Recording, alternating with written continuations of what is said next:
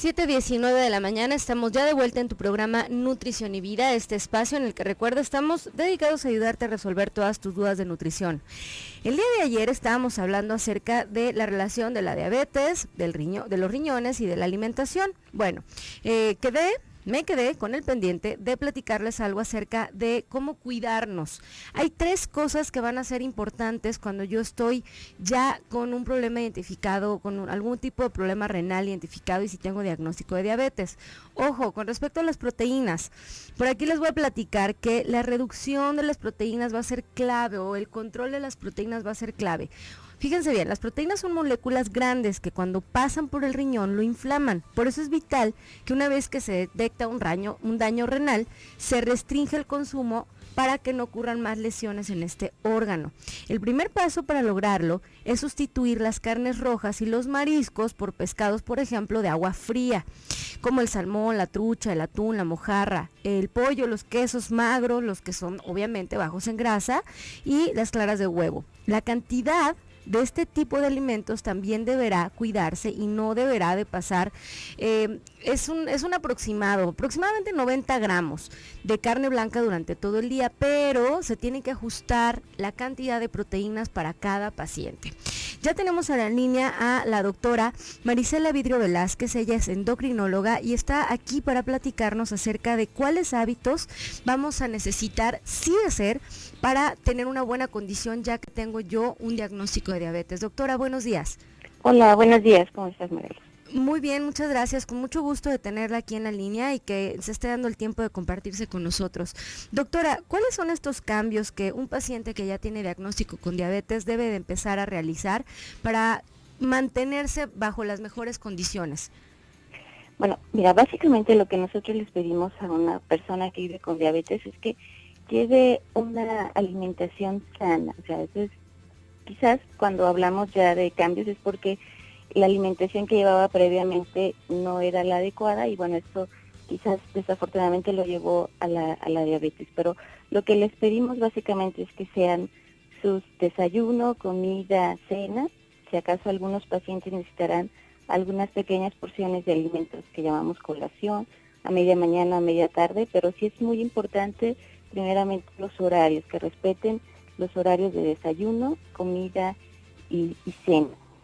Respetar horarios, perfecto. Ajá, respetar sus horarios, que es, digo, todas las personas lo debemos de hacer, no nada más las personas que viven con diabetes, ¿no? En segundo lugar, sería no consumir alimentos que tengan alto contenido en azúcares y de preferencia, o sea, no consumir azúcar refinada como tal, ¿no? Que en realidad no la necesitamos también porque podemos obtener esta energía de los carbohidratos que vienen ya en las frutas o en los carbohidratos complejos como cereales, tortilla, pan, ¿no? O sea, quitarlo por completo de la vida, este polvito blanco, de ninguno, sí. Ni el refinado, sí. Ni el moscabado, ni de ninguno. Nada, ni la miel tampoco, ni la miel de agave, que también luego se puede llegar a recomendar por algunas personas, no, tampoco es necesario. Ni esta tan llamada, ¿cómo se llamó un tiempo? La fructosa, que decían que era el azúcar para los diabéticos. ¿Qué opina de esto, doctora? La fructosa tampoco, porque fíjate que la fructosa inclusive nos eleva los triglicéridos, que son unas grasas que provienen a través del metabolismo de los azúcares, entonces tampoco es conveniente la fructosa y hay muchos alimentos que ya vienen preparados con fructosa, entonces hay que fijarse en las etiquetas que no tengan fructosa. Perfecto, o sea, quitarnos de la cabeza este gran mito de que hay un azúcar bueno para diabéticos. No existe el azúcar bueno para diabéticos, existe, como usted bien decía, el consumo de carbohidratos a través de frutas y carbohidratos complejos para la dieta de un diabético. Así es. También, de hecho, algo que se debe de quitar en los pacientes que viven con diabetes es los jugos de frutas. Los jugos de frutas nos proporcionan una gran cantidad de calorías y el problema es que las personas con diabetes tipo 2 no responden tan rápidamente su liberación de insulina cuando consumen estos carbohidratos. Entonces hay un momento que después de ingerirlos les sube mucho la glucosa, que es lo que llamamos hiperglucemia postprandial inmediata, y eso nos afecta mucho para no tener un buen control, que lo hacemos en base de la hemoglobina glucosilada, nos la afecta, y entonces también los jugos de frutas vamos a procurar quitarlos. Oigan, y créanme, todos los que nos están escuchando, no nos pusimos de acuerdo la doctora y yo, ¿eh? Mire, doctora, me la paso yo mareando a los radioescuchas acerca del tema de la velocidad con la que subimos el azúcar en la sangre. Y me la he pasado explicándoles que los jugos no, que la respuesta pancreática que hay ante el consumo de un jugo es la misma que hay ante una agüita de frutas o ante un refresco, ¿no? Y ya no se los dije yo, se los está diciendo la experta, la que sí sabe. Muy bien, doctora, ¿qué más vamos a hacer? Bueno, también es muy importante introducir los vegetales en los alimentos, tanto desayuno, comida y cena, porque de repente sí es algo muy común que, bueno, tú eres nutrióloga, que les comentamos que si comen vegetales y bueno, ya consumir a lo mejor una lechuga a mediodía es suficiente. Y no, debemos de hacerlo en los 3 alimentos, tanto desayuno, comida y cena, otra vez, insistiendo, ¿no? ¿Por qué sería importante el consumo de este grupo de alimentos en los 3 tiempos de comida? Mira, aparte de que nos proporciona una mayor cantidad de fibra, nos da más saciedad, nos hace sentir que estamos comiendo mejor, ¿no? Porque si no, si restringimos nada más los carbohidratos, sin agregar los vegetales, entonces sí nos da esa sensación de que estamos consumiendo muy poquita cantidad. Pero aparte, te digo, la fibra es muy importante, los minerales y las vitaminas también que obtenemos de los vegetales, y como también vamos a restringir, sí hay que comer frutas, pero vamos a restringirlas tratando de que sea de 3 a 5 raciones al día. Bueno, los minerales y las vitaminas los podemos obtener también de los vegetales, que tienen menor cantidad de calorías y bueno, podemos consumir en mayor cantidad. Muy bien, igual no nos pusimos de acuerdo, ni la doctora se puso de acuerdo con el especialista que nos habló el lunes. Dijimos ya, y no es la primera vez que lo decimos, que las frutas, esta concepción de que las tengo que comer en exceso y me las tengo que comer todas y me las tengo que acabar, no es una regla, ni menos para el paciente diabético. Como usted bien lo dice, doctora, hay que restringir la cantidad de frutas. No quiere decir que no me las coma, quiere decir que tengo que moderar su consumo. ¿Por qué? Porque tiene fructosa. Ya dijimos que el consumo de este azúcar puede hacer en exceso, que además de que no se me controlen los niveles de azúcar en sangre o que se me salgan de control, va a subir tanto triglicéridos como el ácido úrico también. Es otra de las cosas de las maravillas que hace el exceso de la fructosa en la dieta, ¿no? Entonces, restringir las frutas a máximo 5 raciones por día. Sí. Bien, ¿cuáles serían, cómo enseñarle o cómo explicarle a los pacientes, a los radioescuchas, doctora, cuáles, o sea, son 5 piezas, 5 raciones, ¿cómo las voy a contar? Las frutas. Las frutas. Generalmente hemos tenido,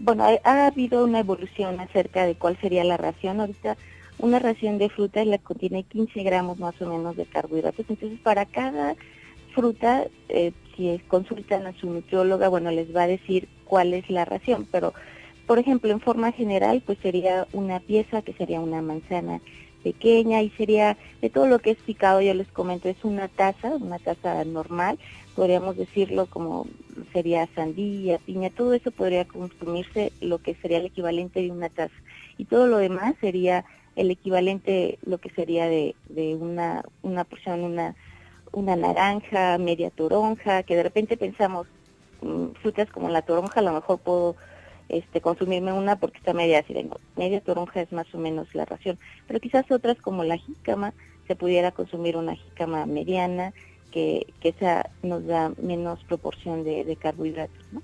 O sea que para cada fruta vamos a tener una cantidad diferente, y eso lo tenemos que ver con el experto en nutrición. Así es. Así es, muy bien. Doctora, me están encantando los consejos hasta ahorita. Llevar la alimentación sana, que sería de entrada respetar los horarios, disminuir el consumo de azúcares refinados y por supuesto no confundirnos con el consumo de fructosas como algo bueno. El no jugos, se acabó. La introducción de los vegetales en 3 tiempos de comida y por supuesto restringir las frutas de entre 3 a 5 raciones en un día. ¿Qué más vamos a hacer, doctora? También es importante del tipo de carbohidratos que nosotros vamos a consumir, tratar de que sean carbohidratos que tengan más fibra. De repente le sacamos mucho a la tortilla, Okay. y preferimos así como que el pan. Yo Muy bien. te diría que es mejor la tortilla que un pan blanco. Con esto, O sea, con esto nos quedamos, doctora. Le voy a pedir que se quede con nosotros sí. para seguir platicando de los cambios regresando del corte.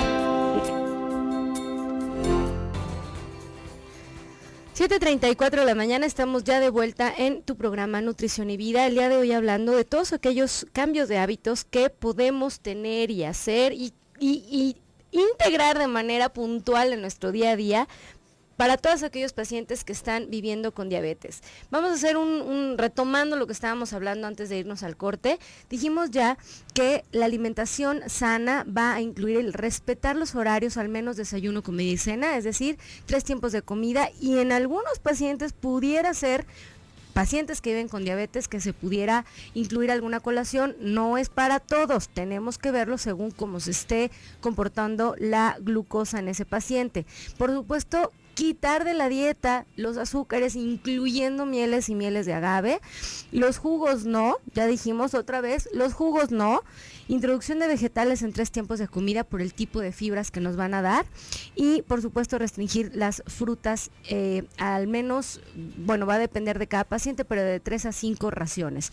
Ya tenemos en la línea a la doctora Marisela Vidrio Velázquez y nos quedamos antes de irnos al corte con esto de que si quito las tortillas o mejor el pan, o que si como, ¿de cuál pan, doctora? ¿Cómo sería esto? Sí, bueno, es preferible el pan integral, pero también es aclarar que no porque sea integral va a tener menos calorías, ¿no? Inclusive hay algunos que pueden tener más calorías porque se les añade un poquito de semillas. Entonces, sí checar muy bien, inclusive hay algunos panes integrales que vienen con una rebanada un poquito más grande de la habitual. Entonces, sí checar, si es pan de caja, pues preferir el pan integral. Pero les digo, igual la tortilla les da también mayor cantidad de fibra y bueno, es más mexicana. Y esto lo traigo a colación porque mucha gente ya el cambiar de tortilla a pan piensa que está haciendo una dieta, ¿no? O está mejor y bueno, eso nada más es restringir las cantidades que consumimos de tortilla, que eso sí es importante. Si es otro tipo de carbohidratos como que es el arroz, que sea poco cocido, preferir no consumir tantos cereales que también son a veces más refinados, y entonces contar bien nuestros carbohidratos complejos a un tipo de carbohidratos que tengan más fibra. Perfecto, es decir, el incluir en la dieta los carbohidratos complejos como los panes integrales, la tortilla y el arroz, pero siempre cuidando su cantidad. Así es. Perfecto. ¿Qué otro cambio pudiéramos hacer, doctora? Bueno, también es importante los alimentos que son altos en colesterol, tratar de restringirlos, porque aunque los pacientes que viven con diabetes no tengan todavía en ese momento colesterol alto, tienen un alto riesgo de tener enfermedad de su corazón. Entonces, en los pacientes que viven con diabetes, tratamos de que los niveles de colesterol sean inclusive más bajos que los reportados como normales. Tienen que tener un colesterol del que hablamos, del colesterol malo, en menos de 130, o si ya tienen enfermedad de su corazón, en menos de 100. Y el colesterol total definitivamente menos de 200, pero ahí sí hay que hacer la subclasificación del colesterol bueno y del colesterol malo. Y tener un colesterol del que llamamos bueno, porque es el que lleva el colesterol de las arterias hacia el hígado, en más de 45 si es hombre o más de 50 si es mujer. Entonces eso lo vamos a lograr restringiendo los alimentos que tienen alto contenido de colesterol, como sería la yema de huevo, por ejemplo. La yema del huevo. ¿Qué otros alimentos pudiéramos restringir o decir que necesitamos moderar en la dieta para que no se nos suba tan llamado colesterol malo? Mira, hay unos que igual afortunadamente se consume poco, pero por ejemplo lo que llamamos sesos o el hígado, que son alimentos que tienen alto contenido de colesterol. Los mariscos, como serían los camarones, ostiones, estos tienen también más contenido de colesterol. Algunos, bueno, sobre todo también alimentos como la leche, que eso es quizás un poquito más sencillo porque se puede consumir una leche que ya está baja en colesterol, que en este caso sí es leche light, porque bueno, haciendo la aclaración que hay en algunos alimentos que dicen light porque son bajos en colesterol y hay otros que son bajos en azúcares o que están endulzados con Splenda o con Nutracid. Entonces, bueno, hay que hacer la diferencia siempre en los alimentos que dicen light, ¿no? O sea, doctora, que me está diciendo que no porque el producto diga que es light, ¿me lo puedo consumir? Así es. Bueno, y también la cantidad es importante, ¿no? Quizás puedes consumirlo, pero en la cantidad que se describe. O sea, y te digo, haciendo la aclaración, hay unos que pueden estar nada más modificados en colesterol y a lo mejor sí tienen azúcar, y hay otros que pueden estar modificados en el azúcar y a lo mejor sí tienen el colesterol igual. Entonces sí hay que checar en las etiquetas de los productos. O sea que el término light va a ser diferente para cada producto que nosotros estemos comprando, y no porque diga light quiere decir que automáticamente es apto para la pérdida de peso o inmediatamente apto para un paciente diabético. Ojo con Así esto, y no me puse de acuerdo con la doctora tampoco. Acuérdense que el término light significa menos que, y quiere decir que tiene menos de algo que el producto original, pero esto puede ser cantidad, puede ser azúcar, puede ser grasa o puede ser simplemente menos sal, ¿sale? Entonces, no necesariamente un producto light hay que satanizarlo para empezar, y tampoco hay que pensar que es la maravilla, porque depende de cada producto. Específicamente, como bien lo dice la doctora, por ejemplo, en la leche, estamos hablando de que la leche light es exactamente lo mismo que la leche descremada, que quiere decir que tiene menor cantidad de grasa que el producto original, es decir, que una leche entera, ¿no? Así es. Y en los pacientes diabéticos, como bien lo menciona, habrá que reducir el consumo de estos. Ahora, doctora, ¿cómo le podemos hacer con los pacientes para que aumenten este tan llamado colesterol bueno? Porque bueno, yo a lo mejor estoy escuchando el programa, tengo mi estudio de sangre que me hice, y como estoy escuchando el programa, fui a checar cuánto colesterol tengo, y de colesterol del bueno, del que dice HDL, tengo 35, y pues me dicen que lo tengo que tener más alto. ¿Qué debo hacer? Sí, fíjate que esa es una de las condiciones que más prevalece en la población mexicana, el tener colesterol bueno bajo y el tener triglicéridos altos. Es de lo que más se encontró en una encuesta nacional de salud que se hizo en el 2012, que prevalece en la población mexicana. Entonces es algo que sí tenemos que saber. Algo que nos puede ayudar es el ejercicio, pero si estamos hablando de la alimentación como tal, es consumir grasas poliinsaturadas o monoinsaturadas, como sería las almendras, las nueces. O sea, esto no quiere decir tampoco que las vamos a consumir extras, sino que de la cantidad de que nos toca de grasa de nuestra alimentación, procurar que sea derivada de estos productos.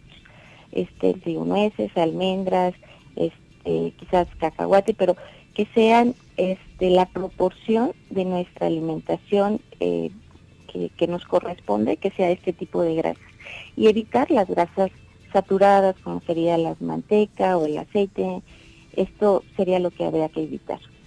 Evitar la manteca y el aceite, es decir, acuérdense que no hay recomendación para el consumo de grasa en la dieta, ¿sí?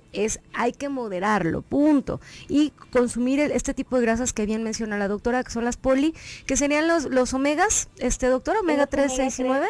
Sí, también el aguacate, por ejemplo, que también nos ayuda. O sea, preferir este tipo de grasas, y sí los omega que vienen en el salmón, el pescado, eso nos pueden ayudar. Perfecto, ¿no? Pues ya tenemos muchos consejos, no pueden decir que no saben qué hacer.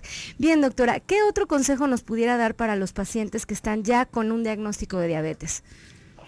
Bueno, también lo de las proteínas que comentabas al inicio es importante. O sea, es importante la cantidad, y también no irnos al extremo, porque hay pacientes que casi no consumen proteínas. Entonces también vigilar que esas proteínas sean de alto valor biológico, o sea, que rápidamente se puedan absorber, y que el momento de consumir esas proteínas no tengan también la grasa por ejemplo, si vamos a consumir algo de carne, que sea una carne magra para que no sea que ya venga incluida con la carne, o sea, consumir mayor cantidad de pescado, procurar preferirlo, pescado, salmón, pollo, en lugar de carne que tiene una mayor cantidad de grasa, pero inclusive hasta carne de cerdo, de puerco, como la de lomo, si pueden ser bien opciones, ¿no? Puede consumir. Ajá. Bien, doctora, le voy a pedir que se quede con nosotros y recuerde que nos escuchas a través del 1040 de AM. Regresamos.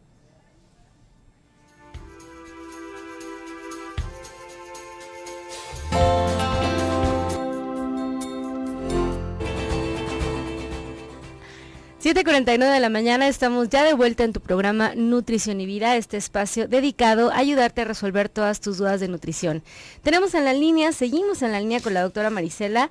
Doctora, nos habíamos quedado en el tipo de proteínas que los pacientes debían de consumir. Estábamos hablando de que tenían que ser proteínas, pues que no agregaran grasa a la comida, ¿no? Así es. ¿No? Sí, así es. Muy bien, perdón, sí, no lo escuchaba.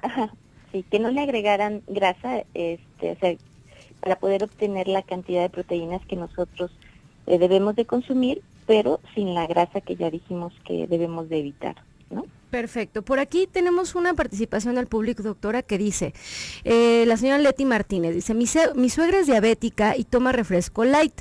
Ella tiene 80 años y ya 20 años con diabetes. Toma medio refresco de 600 mililitros diario. ¿Qué tanto daño le hace? Ok, bueno, en realidad no es una sugerencia el consumir refrescos light, o sea, no es que vamos a estar mejor al consumirlos. Es como un gusto que se le puede dar, y más si ya tiene 80 años, puede consumirlo, pero aquí hay que tomar en consideración que no tiene azúcar, pero que sí tiene sodio. Entonces, probablemente también tenga la paciente problemas de hipertensión o problema de corazón. Entonces, sí hay que tomar mucho en consideración con el médico la cantidad de refresco que puede consumir, sobre todo por la cantidad de sodio. En forma general podemos decir que tampoco no hay que abusar de los productos light o de los productos que tienen Splenda o algún otro edulcorante, que no sean más de 5 sobrecitos al día o 5 productos, porque de repente sí abusamos mucho de estos tipos de productos. Y bueno, la cuestión es que a veces nos confundimos, pensamos que el consumir productos o refrescos light nos va a ayudar, o sea, no nos ayuda, simplemente es un gusto que nos queremos dar, ¿no? Claro, eso me parece que es un punto clave, no es que nos ayude, simplemente no va a dar respuestas pancreáticas tan indeseables como las que da el azúcar refinado, ¿no? Eso sería todo. Hasta ahí vamos. Bien, doctora, un último mensaje que le gustaría darle a los redescuchas. Bueno, yo sí quisiera decirles que la diabetes es una enfermedad muy frecuente en México, que el 15.3% de la población mexicana mayor de 20 años padece de diabetes, vive con diabetes, y 30% de ellos no lo conocen. Entonces, sí es una enfermedad que hay que poner mucha atención, y además las personas que viven con diabetes, ya que conocen la enfermedad, no están en un control óptimo. Solamente el 25% de esta población tiene un control adecuado de su diabetes. Entonces, sí, gran parte es porque no llevan una alimentación adecuada. Entonces, aquí tendríamos 2 puntos. Uno, si el 60% más de la población mexicana también padece obesidad, bueno, si nosotros hacemos este estilo de vida adecuado, sano, con una alimentación adecuada, vamos a poder prevenir la diabetes.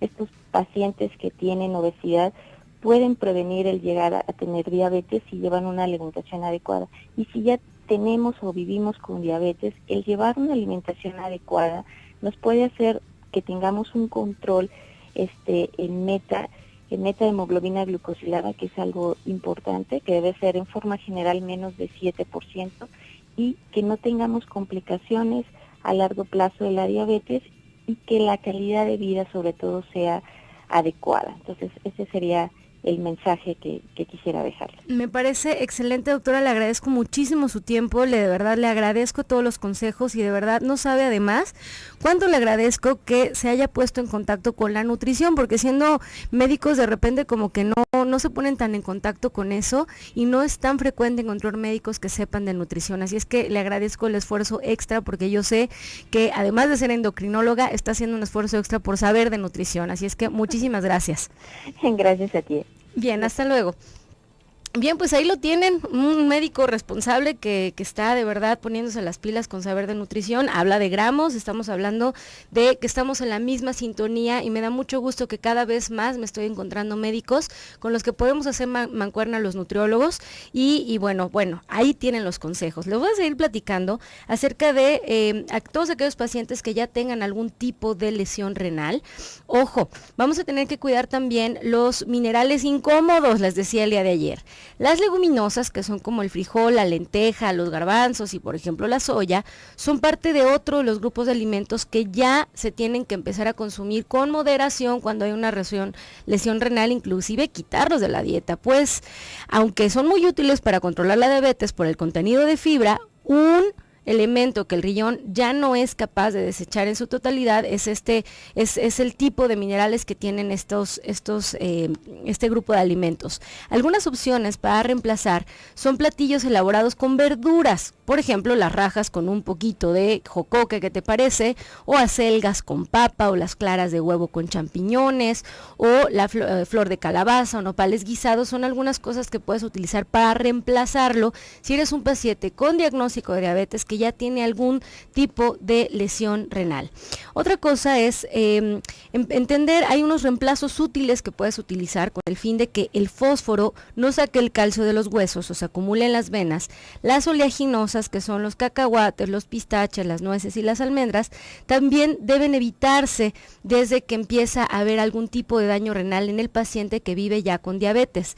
Si se acostumbran como colación, si es algo que escuchaste en el radio y entonces te lo estás comiendo como colación, está bien, pero si ya estás empezando a tener algún tipo de daño renal por ser un paciente que vive con diabetes desde hace muchos años con un control medio, bueno, pues entonces hay que cambiarlo quizás por gelatinas que sean light, es decir, que no tengan azúcar agregado, o palomitas, o quizás alguna fruta que sea baja en azúcar y combinarla a lo mejor con aguacate, ¿no?